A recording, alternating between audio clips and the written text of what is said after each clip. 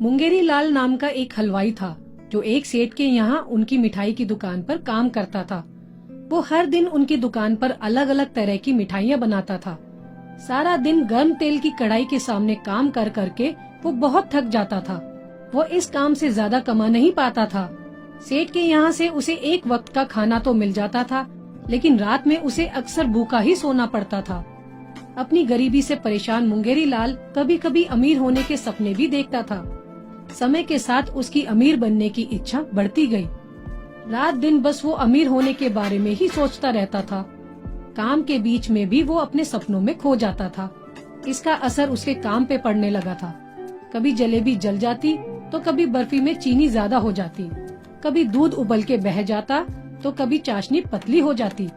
सेठ उसकी इस आदत से बहुत तंग हो चुके थे। एक दिन तो हद ही हो गई। सपनों में खोया मुंगेरी लाल घी में गुजिया डालने की बजाय उसमें बनी बनाई बर्फी डाल रहा था। सेठ ने देखा तो उसके गुस्से का ठिकाना ना रहा। मुंगेरी लाल, ये क्या कर रहे हो तुम? ध्यान कहाँ है तुम्हारा? अरे गुजिया तलनी है, बर्फी नहीं।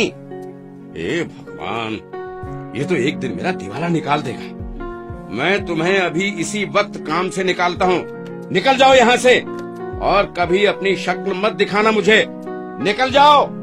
माफ करिए सेठ जी, माफ करिए। मैं वो जरा खो गया था। दोबारा ऐसी गलती नहीं होगी सेठ जी। मैं कुछ नहीं सुनना चाहता। मैं तंग आ गया हूँ तुमसे। अरे नहीं सेठ जी, ऐसा मत कीजिए, ऐसा मत कीजिए सेठ जी। मुझे काम से मत निकालिए। मैं भूखा मर जाऊंगा सेठ जी। मुझे कोई और काम दे दीजिए सेठ जी, लेकिन काम से मत निकालिए सेठ जी। एक मौका और। ये सुनकर सेठ ने उसे एक आखिरी मौका देने का फैसला किया। ठीक है, ये आखिरी मौका होगा मुंगेरी लाल, लेकिन तुम अब मिठाइयाँ नहीं बनाओगे। तुम्हें अब से बर्तन धोने का काम करना होगा। मैं अब तुम्हारे साथ कोई जोखिम नहीं उठा सकता हूँ। उस दिन से मुंगेरी लाल को बड़े बड़े बर्तन साफ करने के काम पे लगा दिया गया। हर दिन उसे बहुत सारे बर्तन साफ करने पड़ते थे। उसके सपने देखने की आदत कुछ कम हो गई थी, लेकिन वो अब भी कभी कभी अमीर बनने का सोचता रहता था। मुंगेरी लाल एक दिन अपना सारा काम खत्म करके अपने घर जाने को तैयार हो गया था। उसने साफ किए हुए बर्तन उनकी जगह पे रख दिए। बाकी के लोग भी अपना काम खत्म करके जा चुके थे। अचानक मुंगेरी लाल ने देखा कि नल के पास एक बड़ा सा पीतल का पतीला रखा हुआ था। अरे, ये पतीला यहाँ कैसे आया? मैंने तो अभी सारे बर्तन उनकी जगह पर रख दिए थे। उफ, शायद मैं फिर से सपना देखने लगा हूँ। उसने पतीले को बाकी बर्तनों के साथ रख दिया। वो जाने के लिए मुड़ा तो देखा कि पतीला फिर वहाँ आ गया। ये सोचकर कि वो दोबारा सपना देख रहा है, उसने दोबारा वो पतीला बाकी बर्तनों के साथ रख दिया, लेकिन पतीला फिर से वापस उसी जगह पे आ गया। उसे कुछ नहीं समझ आ रहा था। उसने खुद को सपने से जगाने के लिए 2-3 थप्पड़ मारे। अपने थप्पड़ की मार पड़ी तो उसे समझ आया कि वो कोई सपना नहीं देख रहा था। वो पतीला बार बार उसी जगह पे अपने आप उपस्थित हो रहा था। अरे, मैं कोई सपना तो नहीं देख रहा हूँ, लेकिन ये पतीला बार बार यहाँ कैसे आ रहा है? क्या इसमें कोई भूत है? ये कोई जादू है? मुझे लगता है ये जादू का पतीला है। मैं इसे घर ले जाता हूँ। उसने किसी तरह वो बड़ा पतीला अपने सर पे रखा और उसे अपने घर ले गया। पतीला बहुत भारी था। घर पहुँचते पहुँचते उसकी हालत पतली हो गई थी। वो बुरी तरह थक गया था। उसने पतीले को घर के कोने में रखा और कपड़े बदलने लगा। मुंगेरी लाल को बहुत नींद आ रही थी। जल्दी जल्दी उसने अपनी शर्ट उस पतीले में डाल दी। मुंगेरी लाल अपनी चारपाई पे लेट गया और उसे तुरंत नींद आ गई। अगली सुबह मुंगेरी लाल की आँख खुली तो उसने देखा कि वो पतीला कई सारी शर्ट से भरा हुआ था। वो जो देख रहा था उसे उस पर विश्वास नहीं हो रहा था। वो समझ गया था कि वो एक जादुई पतीला था। ये कैसे हो सकता है? ये सच में जादुई पतीला ही लगता है। कहीं मैं फिर से सपना तो नहीं देख रहा हूँ। मुझे इसका परीक्षण करना होगा। उसने एक बार पूरे होश हवास में उसका परीक्षण करने का सोचा। मुंगेरी लाल ने उस पतीले में अपना रुमाल डाला। वो इंतजार करने लगा, लेकिन कुछ नहीं हुआ।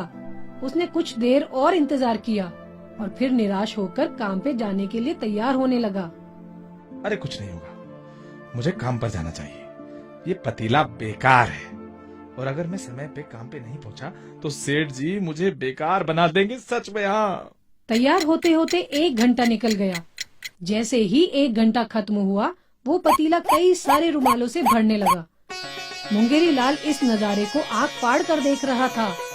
ये सब देखकर मुंगेरी लाल बहुत खुश हुआ। वो खुशी से नाचने लगा। उसकी समझ में आ गया था कि वो अब गरीब नहीं रहेगा। वाह वाह भगवान वाह, तुमने मेरी प्रार्थना सुन ली।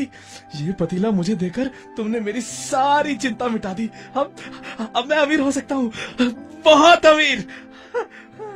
उस दिन वो काम पे नहीं गया। उसे भूख लग रही थी, लेकिन घर में खाने के लिए कुछ नहीं था।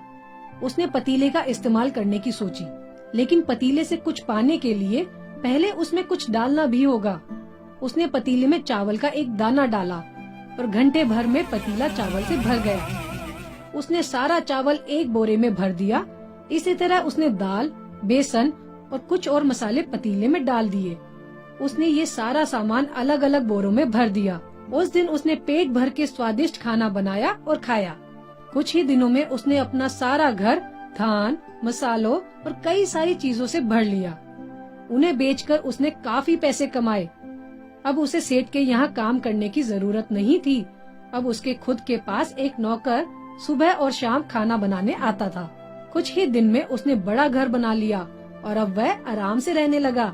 कुछ महीने बीत गए। वो धान और अनाज बेचकर अपना जीवन चला रहा था।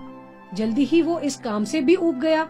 एक दिन उसने सोचा, जब मैं इस पतीले में एक सिक्का डालकर कई सिक्के पा सकता हूँ तो मुझे कुछ करने की क्या जरूरत। मैं बस अपने खाने भर का सामान ले लिया करूँगा और पतीले से पैसे कमाता रहूंगा। ये सोचकर उसने पतीले में एक सिक्का डाला और 1 घंटे में वो पतीला 100 सिक्कों से भर गया। उसने वो सिक्के निकाले और दोबारा एक सिक्का डाला। पतीला फिर 100 सिक्कों से भर गया।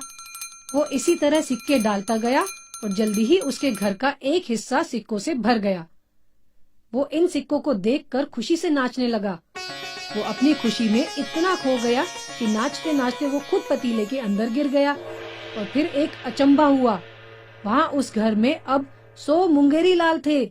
सब एक दूसरे की तरफ देखने लगे। फिर अचानक एक मुंगेरी लाल की नजर सिक्कों के ढेर पे पड़ी। अरे वाह वाह वाह वाह, इतने इतने सारे सिक्के, ये सब मेरे हैं। हाँ? उसकी बात सुनकर सभी मुंगेरी लाल उस सिक्कों के ढेर को देखने लगे और बोलने लगे कि वो सिक्के उनके हैं। वहाँ महायुद्ध छिड़ गया। सभी मुंगेरी लाल एक दूसरे से लड़ने लगे। लड़ाई में वो एक दूसरे की तरफ चीजें फेंकने लगे। उनकी लड़ाई में पतीला भी नहीं बचा। किसी ने पतीले को एक तरफ फेंका तो किसी ने दूसरी तरफ। वो पतीला इतनी बार इधर उधर फेंके जाने से टूट गया। लड़ते लड़ते सभी मुंगेरी लाल ने एक दूसरे को मार डाला। अब वहाँ 100 मुंगेरी लाल की लाशें पड़ी थी और टूटा हुआ पतीला, और उसके साथ में था सिक्कों का बड़ा ढेर। पड़ोस वालों को जब पता चला तो वो इतने सारे मुंगेरी लाल को देखकर बहुत डर गए। सबको यही लगने लगा कि उस घर में भूत है। आज भी मुंगेरी लाल का वो घर भूत बंगले के नाम से जाना जाता है। कोई उस घर में जाने की हिम्मत नहीं करता। इस कहानी से हमें ये सीख मिलती है कि लालच का अंत हमेशा बुरा होता है।